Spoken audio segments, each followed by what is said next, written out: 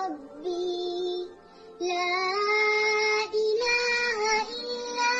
أنت خلقتني وأنا عبدك وأنا على عهدك ووعدك ما استطعت أعوذ بك من شر ما صنعت أبوء لك بنعمتك علي وأبوء بذنبي